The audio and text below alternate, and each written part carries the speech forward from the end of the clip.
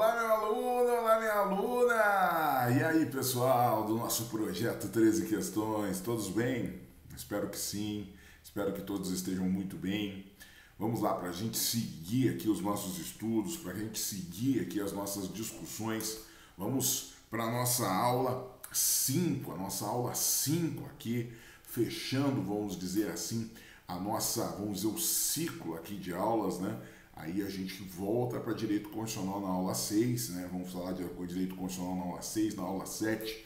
Então, bora lá a gente estudar, bora lá a gente começar aqui a nossa aula 5. Vamos falar de Lei de Introdução às Normas do Direito Brasileiro. Olha só, a galera do Exame 35 é uma das apostas minhas no Exame 35, certo? A galera do Exame 35 é uma das apostas minhas.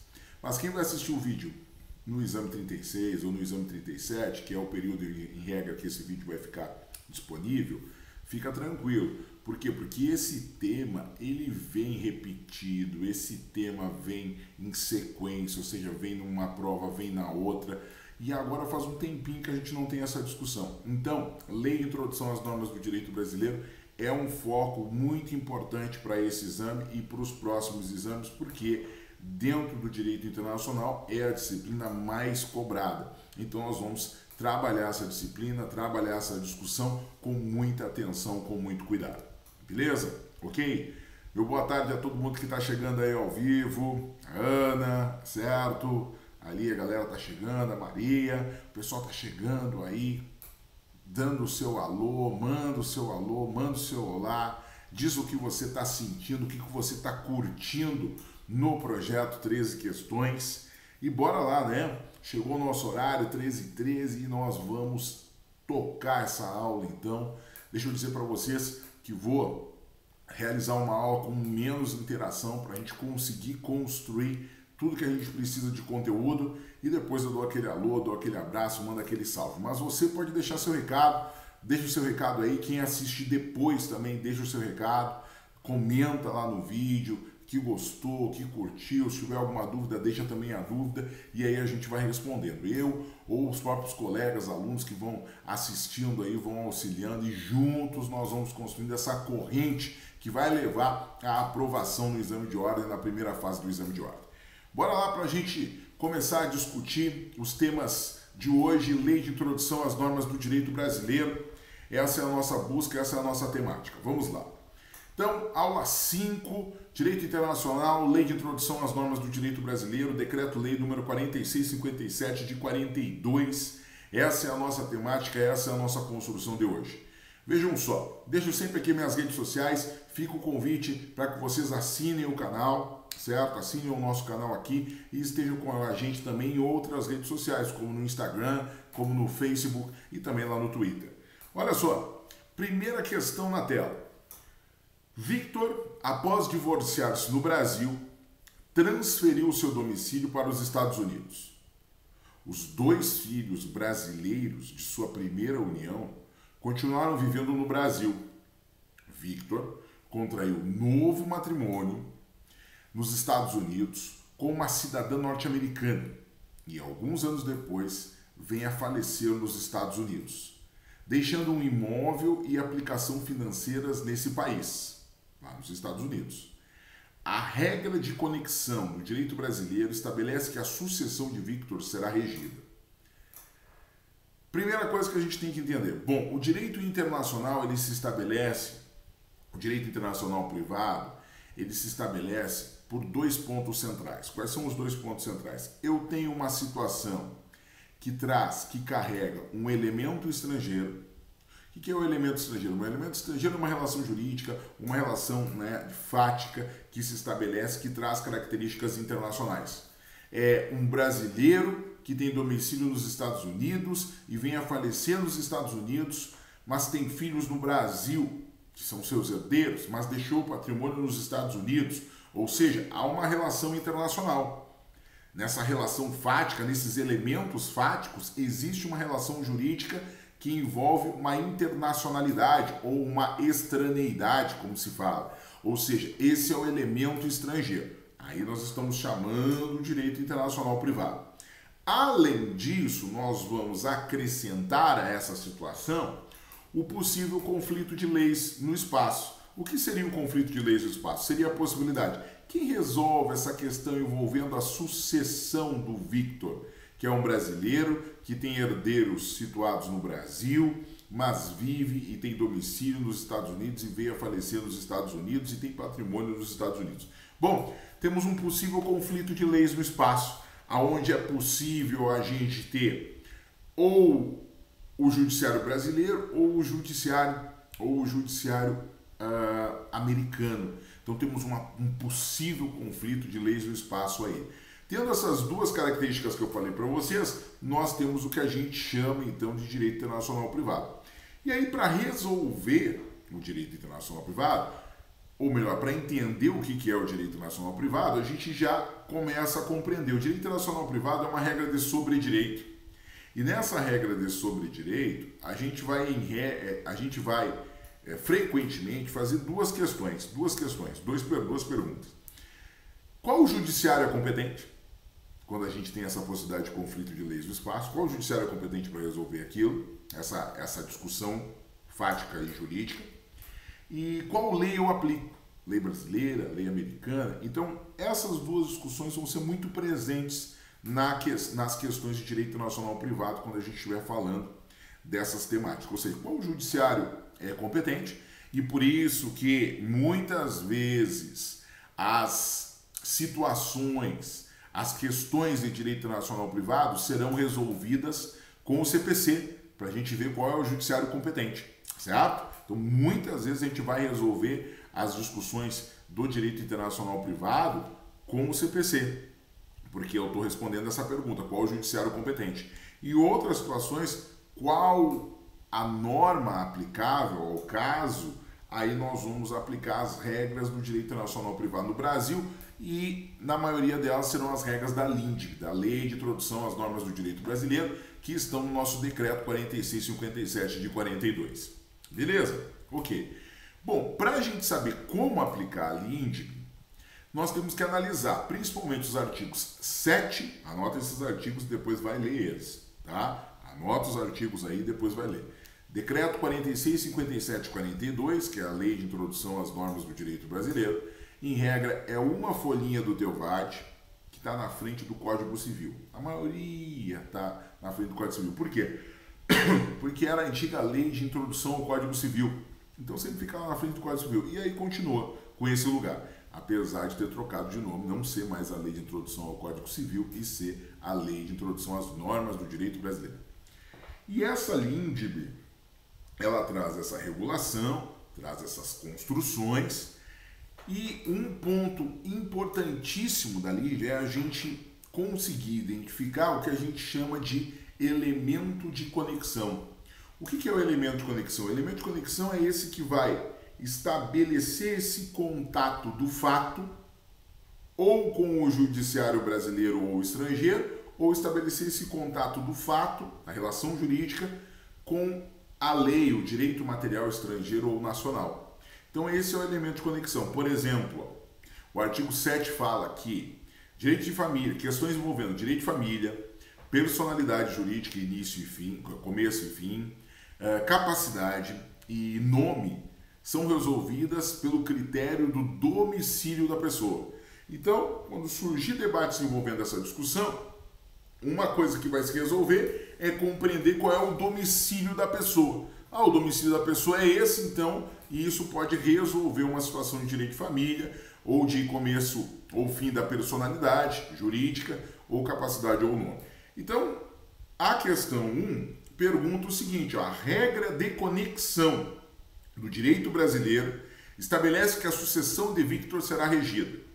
Então eu já falei do artigo 7, que fala de direito de família, fala de personalidade jurídica, começo e fim, fala de capacidade e fala de nome. Alguns vão dizer, pô professor, mas aqui nós estamos falando de sucessão. Sucessão também é uma construção ligada à questão da família, mas não é direito de família, tem o direito de sucessões. Nós temos uma disciplina específica, isso no direito civil, e um tópico específico dentro do direito civil. Então nós temos uma coisa diferente. Não é no artigo 7. A sucessão, ela tem regras estabelecidas na Lei de Introdução a Normas do Direito Brasileiro, no artigo 10. E aí fica atenção, eu disse para vocês e não terminei. É necessário compreender alguns artigos e dominar alguns artigos da LINDB. Quais artigos eu quero que vocês dominem? Eu quero que vocês dominem o artigo 7, eu quero que vocês dominem o artigo 8º, o artigo 9 e o artigo 10. 7, 8, 9 e 10 são essenciais para a prova. 7, 8, 9 e 10 são essenciais para a prova. Beleza? Quando a gente fala de sucessão, nós estamos falando do artigo 10.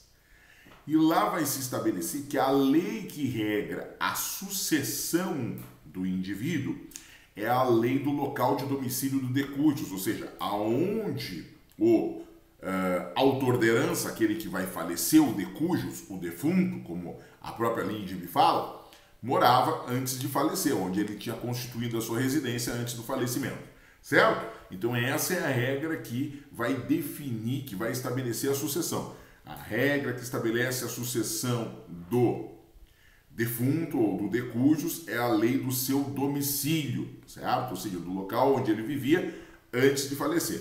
Bom, isso está no artigo 10, lá da lei de introdução às normas do direito brasileiro, artigo 10, né, trazendo essa construção. Bom, Victor mora nos Estados Unidos, tá? Faleceu nos Estados Unidos, deixando um imóvel e aplicações financeiras lá nos Estados Unidos. A pergunta, a regra de conexão do direito brasileiro estabelece que a sucessão de Victor será regida. Então, a regra de conexão do direito brasileiro estabelece que a sucessão de Victor será regida, a sucessão do decúdios ou do defunto se dá pela lei do local do seu domicílio. Qual era o domicílio do Victor? Estados Unidos. Portanto, a lei norte-americana, porque era o último, né, domicílio do decúdios, do defunto, antes do seu falecimento. Então vamos lá. Letra A lei brasileira em razão da nacionalidade brasileira do decúdios. Não, né? O artigo 10 da LINDB fala em lei do local de residência do defunto, né? O último domicílio do defunto. Então, lei brasileira porque o decúdios tem 2 filhos brasileiros. Gente, o judiciário brasileiro seria competente para resolver essa demanda se a gente tiver imóveis, né, no Brasil. Tá? Outra coisa, se artigo 23 do CPC, né? Se a gente tem inventário, se a gente tem partilha que vai gerar efeitos aqui no Brasil, o judiciário brasileiro é competente. Mas não quer dizer que ele vai aplicar a lei brasileira, certo? Aqui nós estamos falando de um brasileiro que deixou patrimônio nos Estados Unidos, que morava nos Estados Unidos e que tem herdeiros no Brasil. Então vejam, nós nem estamos discutindo se o judiciário brasileiro vai atuar aqui. Nós estamos discutindo a sucessão, qual lei vai reger. Não é qual o judiciário vai julgar, é qual lei vai reger, vai regrar a sucessão do Victor. E aí a gente aplica, como eu disse para vocês, o artigo 10 da Lei de Introdução às Normas do Direito Brasileiro. Se é o artigo 10, a lei do domicílio do decúdios, do defunto, o último domicílio do defunto, do decúdios, então nós estamos falando dos Estados Unidos. Então a letra C, ó, de CISC, pela lei norte-americana em razão do último domicílio do decúdios. Vejam que estava pedindo qual a regra de conexão do direito brasileiro. A regra de conexão é a lei do último domicílio do decúdios. E isso faz com que seja os Estados Unidos. A letra D diz que é a lei norte-americana, mas fala que em razão do local da situação dos bens a serem partilhados. Não, tá? Não, porque não é a regra estabelecida no artigo 10. A regra estabelecida no 10 que vai reger a sucessão de Victor, a lei do local do seu domicílio. Então, a regra de conexão é a lei do último domicílio do defunto, ou lei do local de domicílio do decúdios, certo? Portanto, letra C de CISC, esse é o nosso gabarito aqui, letra C de CISC, trazendo aqui exatamente o artigo 10 da Lei de Introdução às Normas do Direito Brasileiro.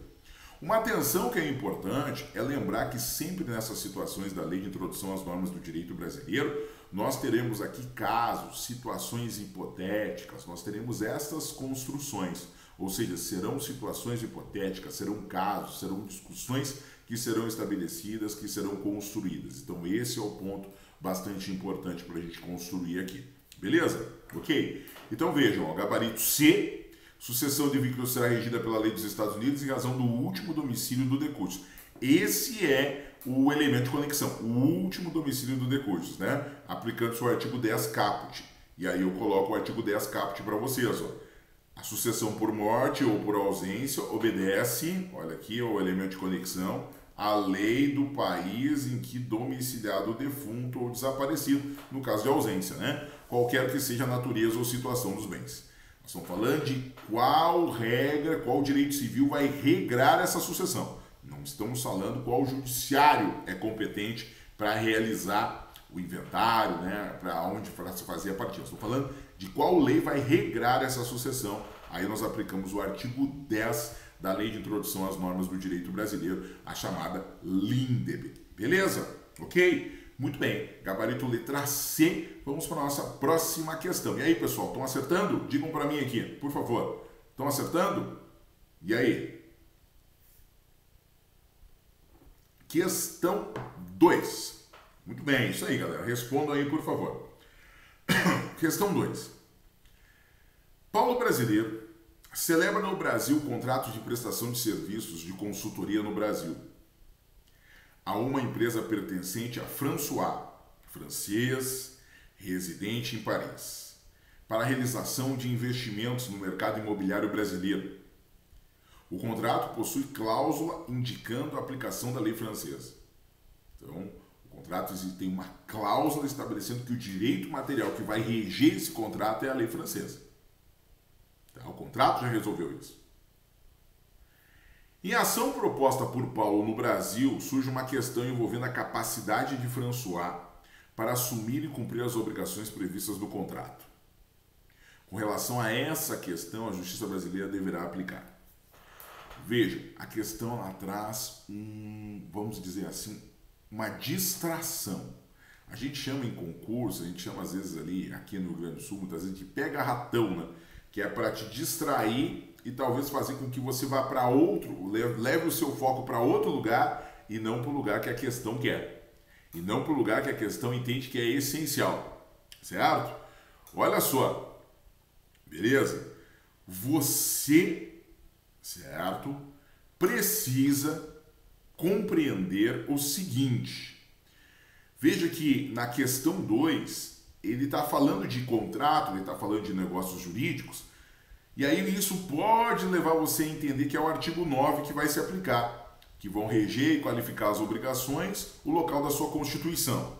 Mas vejam, o próprio final da questão já diz, ó, que a lei que vai reger a contratação é a lei francesa, porque existe uma cláusula dentro do contrato que diz que o contrato estabelecido entre Paulo e François será regido pela lei francesa. A lei francesa vai se aplicar ao contrato. Então não tem nada de artigo 9. O enunciado dá uma ideia que seria a discussão do artigo 9, mas não é. Vejam, ó, é a segunda parte que vai resolver a situação para nós. Ó. Em ação proposta por Paulo no Brasil, e é possível, porque não há foro de eleição, não tem nenhuma previsão de foro de eleição aqui, surge uma questão envolvendo a capacidade de François. Opa! Capacidade de François para assumir e cumprir obrigações no contrato. Então vejam, o que a primeira parte do enunciado falou, fez uma história e disse que o contrato será regido pela lei francesa. Por quê? Porque há uma estipulação contratual dizendo isso. Então rege, qualifica o contrato, a lei francesa, por quê? Porque está dito na questão. Aí a segunda parte ali, em ação proposta por Paulo no Brasil, surgiu uma questão, que é a questão da capacidade de François, de assumir e de cumprir as obrigações. E aí a pergunta diz assim, com relação a essa questão, que é a questão envolvendo a capacidade do François, a Justiça Brasileira deverá aplicar. Aí nós temos que saber qual é a lei que a Justiça Brasileira vai aplicar para entender se François é capaz ou não, né? François é capaz ou não, qual a lei que a Justiça Brasileira vai aplicar? Bom, o artigo 7, que a gente até já falou na questão anterior, ele não era da questão anterior, mas a gente até já falou, ele diz que a capacidade é regida pelo domicílio da pessoa. O domicílio da pessoa vai estabelecer as regras de capacidade.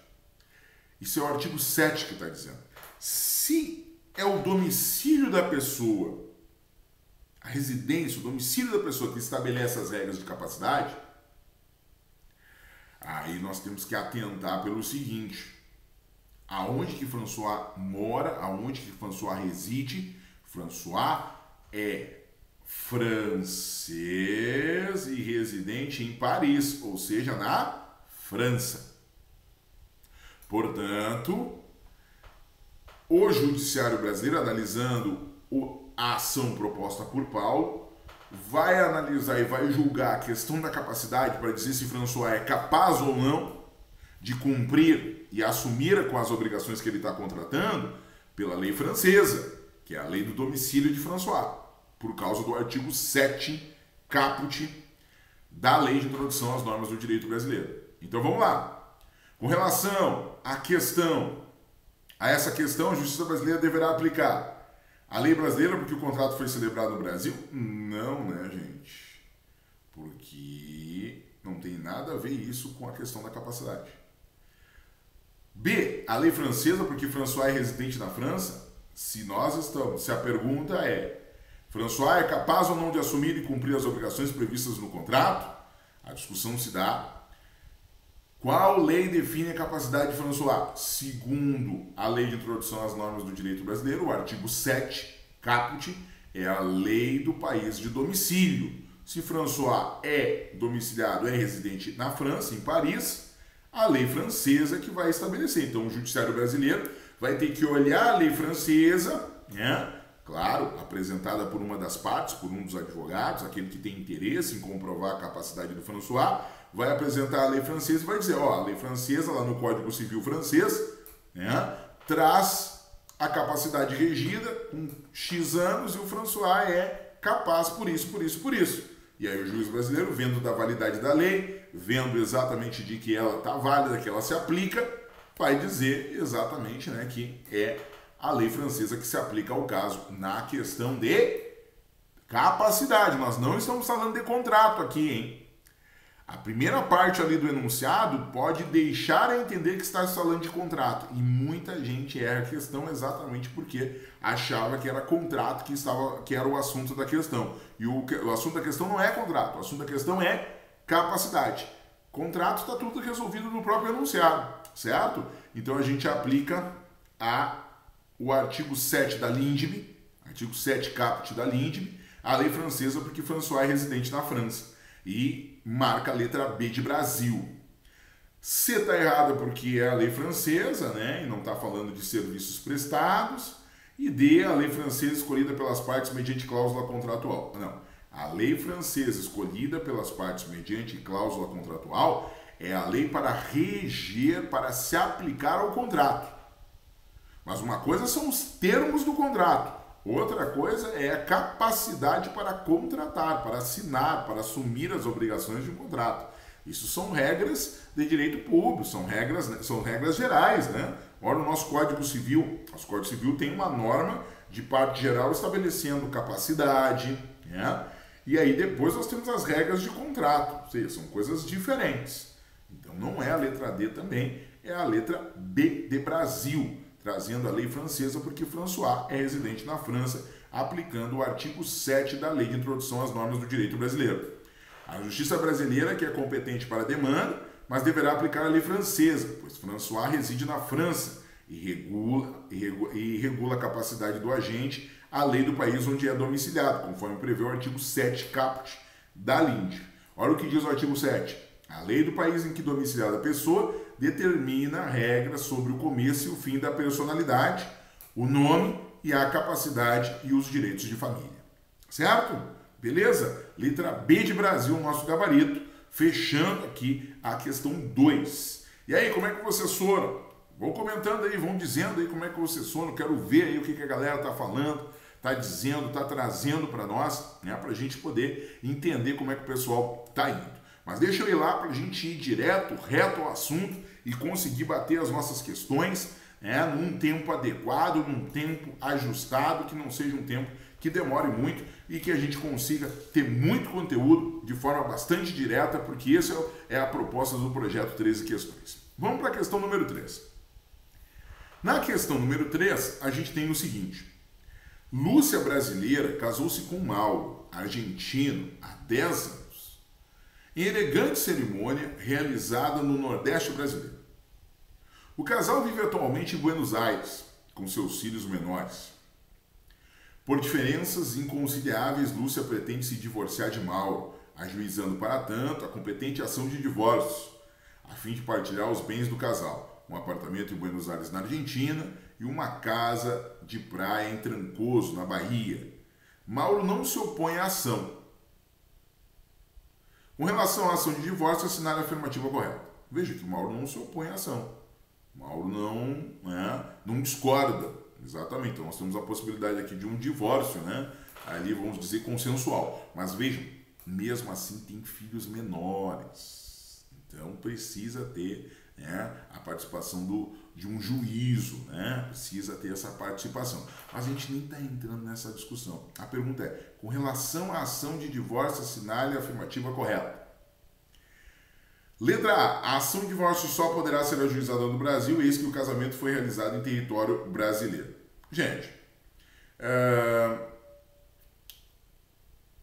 o casamento ter sido realizado no Brasil não é um ponto para proibir que uma ação de divórcio possa ser ajuizada em outro país, certo? Até porque a gente não sabe quais são as normas dos outros países. Por exemplo, o direito brasileiro prevê, por exemplo, pessoas casaram em outro país, por exemplo, na Itália, mas vivem hoje no Brasil e querem se divorciar, o direito brasileiro pode fazer essa ação, certo? Já que, por exemplo, as pessoas, há uma relação jurídica válida, o casamento dessas pessoas é válido no Brasil, o direito brasileiro pode fazer essa ação, sim. Por quê? Porque um dos réus é domiciliado no Brasil, está previsto no artigo 21 do CPC, tá? Então, com relação à ação de divórcio, assinar a afirmativa correta. A ação de divórcio só poderá ser ajuizada no Brasil eis que o casamento foi realizado em território brasileiro. Não quer dizer, não há nenhuma regra dizendo isso. O que a gente tem é que se envolver bens, a partilha de bens, essa tem que ser feita pelo judiciário brasileiro. Mas não o divórcio em si, certo? B. Caso Lúcia ingresse com ação perante a Justiça Argentina, não poderá partilhar a casa de praia. Por quê? Porque a partilha de bens imóveis situados no Brasil só pode ser feita pelo judiciário brasileiro. E vocês sabem que é algo bem lógico isso. Para se ter um imóvel no Brasil, é preciso registro de imóvel. Não tem como eu partilhar lá na Argentina se o judiciário argentino não tem nenhuma relação com o registro de imóveis. Não tem como ele determinar que agora o bem passa para fulano, tal, por herança, cobra o tributo, etc. Não, só pode acontecer na justiça brasileira. Então, quando se discutir a partilha de bens, aí nós estamos falando de competência exclusiva do judiciário brasileiro. Artigo 23 do CPC traz isso, e também a LINDB traz essa discussão, certo? Então, caso o Lúcia ingresse com uma ação perante a justiça argentina, não poderá partilhar a casa de praia. Com certeza não, porque a casa de praia é na Bahia e se o imóvel está situado no Brasil, para partilhá-lo é preciso da justiça brasileira, competência exclusiva da justiça brasileira, prevista na LINDB e prevista no CPC, no artigo 23. Então a B está certa. A gente já viu que não. Vamos ver as outras. C. Eventual sentença argentina de divórcio pode produzir efeitos no Brasil. Para produzir efeitos no Brasil, deverá ser primeiramente homologada pelo Superior Tribunal de Justiça. Bom, se o divórcio for consensual, não precisa de homologação. Se o divórcio for consensual, não precisa de homologação. Então, a questão do divórcio, em si, a separação deles. E D. A ação de divórcio, se consensual, poderá ser ajuizada tanto no Brasil quanto na Argentina, sendo ambos os países competentes para decidir acerca da guarda da criança e da partilha dos bens. Não, Porque nós estamos falando de que eles residem lá na Argentina e então o judiciário argentino vai cuidar dessas questões envolvendo a guarda das crianças, porque é o local de residência dessas crianças. Os tratados internacionais que falam para prevenir sequestro civil de crianças dizem que é o judiciário do local onde reside as crianças competente para resolver as questões envolvendo guarda, certo? Então esse assunto aqui, essa discussão trouxe vários temas interessantes aqui que a gente pode debater. Mas vejam, o tema mais próximo, a discussão mais próxima, a resposta mais próxima é, sem dúvida nenhuma, a questão envolvendo. Caso o Lúcia ingresse com ação perante a Justiça Argentina, não pode partilhar a casa de praia. Ela pode partilhar o apartamento de Buenos Aires, mas a casa de praia ela não pode. Se tiver uma partilha lá, estabelecendo a casa de praia, ela vai ter que vir para o Brasil ou trazer aqui por meio de um advogado e vai ter que confirmar essa partilha no Judiciário Brasileiro, porque só o Judiciário Brasileiro pode fazer uma partilha de bens situados no Brasil. Isso está previsto no artigo 23 do CPC. Então, o que está na letra B está certo, não tem nada a se apontar. Enquanto o que está nas outras alternativas, a gente tem algumas discussões. Então, letra B de Brasil é o nosso gabarito, certo?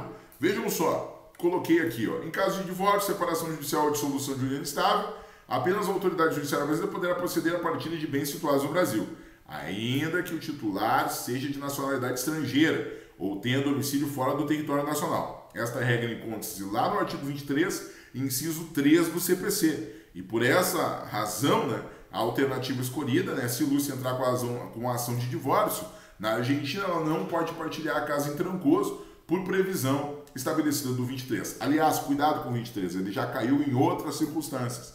Ele é o 23 do CPC, ele traz as situações de competência exclusiva do Judiciário Brasileiro. Nessas situações do 23, nós temos a competência exclusiva do Judiciário Brasileiro. Nessas situações do 23, nós temos a competência exclusiva do Judiciário Brasileiro. Atenção a essas discussões, beleza? Ok? Bastante cuidado com isso, ok? Bora lá! Ainda, ó, trouxe para vocês aqui, para vocês lerem os artigos 21 e 22. Porque se no 23 eu tenho competência exclusiva, se no 23 eu tenho competência exclusiva do Judiciário Brasileiro, no 21 e no 22 eu tenho situações de competência concorrente. Compete ao Judiciário Brasileiro se implementar as circunstâncias do 21 ou do 22, mas pode competir também a outro judiciário. Não é só uma competência do Judiciário Brasileiro com exclusão das demais, certo? Atenção a eles, trouxe aqui para que vocês façam a leitura, estruturem aqui e não vão para a prova sem fazer a leitura do 21, do 22 e do 23 do CPC. Beleza? Além disso, coloquei ali aqui a letra C, que fala aqui de eventual sentença argentina de divórcio para produzir efeitos no Brasil deverá ser primeiramente homologada pelo Superior Tribunal de Justiça. O artigo 961, parágrafo 1º do CPC, que fala de homologação de decisão estrangeira, diz que a sentença estrangeira de divórcio consensual produz efeitos no Brasil, independentemente de homologação do Superior Tribunal de Justiça.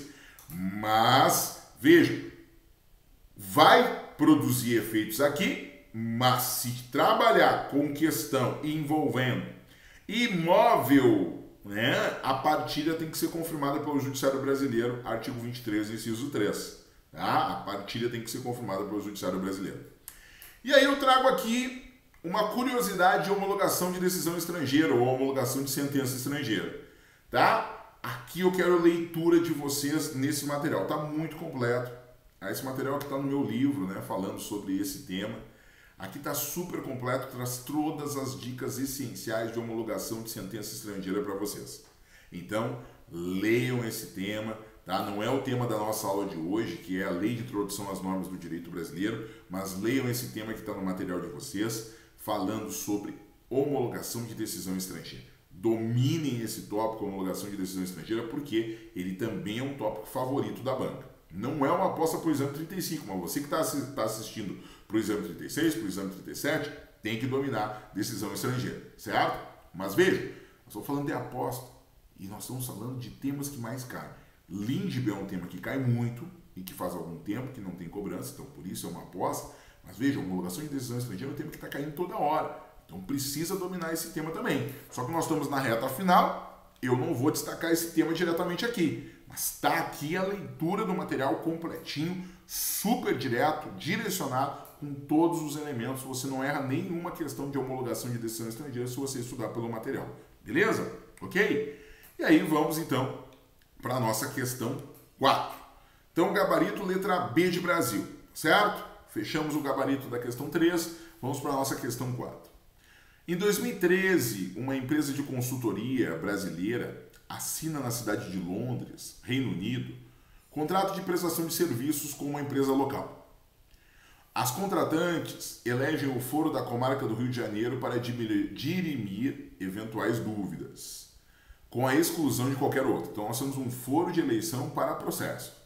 Se eu quero processar, se eu quero discutir alguma dúvida nesse contrato, é lá no foro da comarca do Rio de Janeiro. 2 anos depois, as partes se desentendem quanto a critérios técnicos previstos no contrato e não conseguem chegar a uma solução amigável.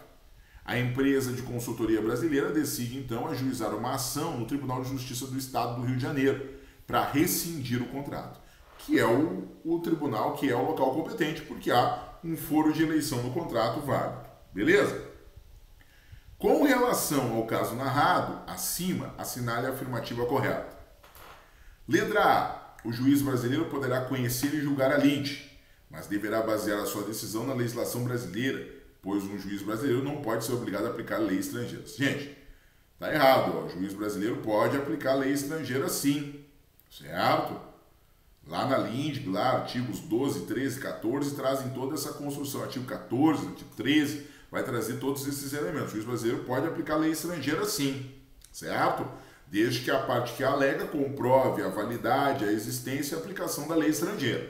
Beleza? Então, tá errado aqui a letra A. B. O Poder Judiciário brasileiro não é competente para conhecer e julgar a lide, pois o foro para dirimir questões em matéria contratual é necessariamente do local em que o contrato foi assinado. Não diz, não há, né, um foro obrigatório. Vejam que é possível sim aplicar-se um foro de eleição. Então está errado aqui dizer que o Judiciário brasileiro não é competente para conhecer e julgar a lide. A LINDB traz para nós qual o direito vai reger e qualificar o contrato, que é o direito do local onde o contrato foi constituído. Mas isso não quer dizer que ela estabeleceu qual é o judiciário competente. São coisas diferentes. Uma coisa é o juízo competente, outra coisa é a lei aplicável ao caso. O que está definido pelo enunciado e que é válido é que existe um foro de eleição que é o Judiciário brasileiro. Então isso é válido, beleza? Então a letra B está errada, porque está dizendo que o Judiciário brasileiro não é competente e ele é. Inclusive é o foro de eleição. C. O juiz brasileiro poderá conhecer e julgar a lide. Sim, está certo. Mas deverá basear sua decisão na legislação do Reino Unido, pois os contratos se regem pela lei do local de sua assinatura. Sim, os contratos se regem pela lei do local da sua constituição. Onde que eu constituo um contrato? Onde eu assino. Onde eu assino, onde eu negociei esse contrato, onde nos reunimos para assinar o contrato, é o foro, né, da lei do local da sua constituição. É lá que nós vamos ter, né, a constituição, a estruturação desse contrato. Portanto, letra C certíssima, trazendo aqui o caput do artigo 9 da Lei de Introdução às Normas do Direito Brasileiro. Regem e qualificam as obrigações a lei do local da sua Constituição ou a lei do local da sua assinatura, certo? Beleza? Letra C de Ceisca aqui certinho. Vamos ver a D. O juiz brasileiro poderá conhecer e julgar a lide, mas deverá se basear na legislação brasileira, pois os litígios envolvendo brasileiros e estrangeiros aplicam-se a lex fora, ou seja, a lei do foro, né, onde foi ajuizado. Não. Tá? O juiz pode conhecer e julgar a lide, mas ele deve se basear na legislação do local de constituição do contrato, certo? Na legislação do local de constituição do contrato. É isso que prevê o caput do artigo 9 da Lei de Introdução às Normas do Direito Brasileiro, ou local da sua assinatura. E o contrato foi constituído em Londres, né? Na cidade de Londres, lá no Reino Unido, ou seja, na Inglaterra. Portanto, nosso gabarito, letra C de Canadá. Letra C de Canadá traz o nosso gabarito. Beleza? Olha só. C, artigo 9 da LINDB diz, o artigo 9 da LINDB diz, para qualificar e reger as obrigações, aplicar-se a lei do país em que se constituírem. Certo? Então, essa é a construção, esse é o ponto. O artigo 2º diz que a obrigação resultante de contrato reputa-se constituída no lugar em que residir o proponente. Cuidado, porque só se aplica se o contrato for assinado entre pessoas ausentes, ou seja, as pessoas não estão no local da sua constituição, ou seja, elas não se reuniram no local para assinar, cada um assinou num lugar, mas um propôs o contrato para o outro, então eu presumo que o local de constituição do contrato seja o domicílio do proponente. Então é só nessa situação que eu aplico o parágrafo 2º do artigo 9º, beleza? Então a gente tem competência da Justiça Brasileira se dá pelo foro de eleição, previsto na contratação e estabelecido no enunciado. Portanto, o juiz poderá conhecer e julgar a lite, mas ele aplica a lei para solucionar o caso. Ele vai ter que ver se o contrato está de acordo com o Código Civil, com as leis civis da Inglaterra, do Reino Unido. Por quê? Qualifica e rege as obrigações a lei do país que o contrato foi constituído, ou seja, assinado, ou seja, nesse caso, a lei da Inglaterra. Beleza, pessoal? Ok? Fechamos aqui, então, as nossas questões, fechamos aqui as nossas discussões a respeito desses pontos, ligados aqui nas nossas discussões, certo? Importante isso. Vejo que a gente tem, inclusive, para fechar essa questão, o artigo 22, inciso 3, artigo 22, inciso 3, diz que as partes expressam ou tacitamente se submetem à jurisdição nacional. Por exemplo, quando as partes assinam elegendo um foro de eleição, elas estão expressamente se submetendo à jurisdição do Brasil, certo? Só para fechar ali, pegando o artigo 22, inciso 3 do CPC, que é um exemplo de competência concorrente, que a gente já sabe, de jurisdição de competência concorrente. Beleza? Muito bem, pessoal. Verificamos aqui os principais temas da Lei de Introdução às Normas do Direito Brasileiro, temas que são apostas importantes para esse nosso exame e que eu preciso que vocês, além de fazer esse estudo, além de compreender essas questões, façam as leituras do artigo 7, 8, 9, 10, principalmente, mas eu vou levar até o artigo 19. Então, do 7 ao 19 da LINDB, leiam. Claro que a prioridade é o 7, o 8, o 9 e o 10. Mas do 7 ao 19 da LINDB, leiam. E no CPC, do artigo 21 ao artigo 25. Artigo 21 ao artigo 25 do CPC, façam a leitura também. Certo? Isso vai levar vocês a estarem super bem preparados para as discussões da LINDB. Beleza, gente? Fechamos aqui, então? Muito obrigado pela parceria de vocês, muito obrigado pela presença de vocês. Amanhã tem mais, lembrando que agora as aulas começam a ser diárias, até o dia da nossa prova, beleza? E quem não faz parte do nosso grupo ainda do Telegram, bora participar do grupo. O material está no grupo do Telegram. Bora participar do nosso grupo, bora fazer parte do projeto P3, esse projeto que é gratuito e que leva você à aprovação no exame de ordem. Grande abraço, pessoal. Até um próximo encontro. Valeu, gente. Tchau, tchau.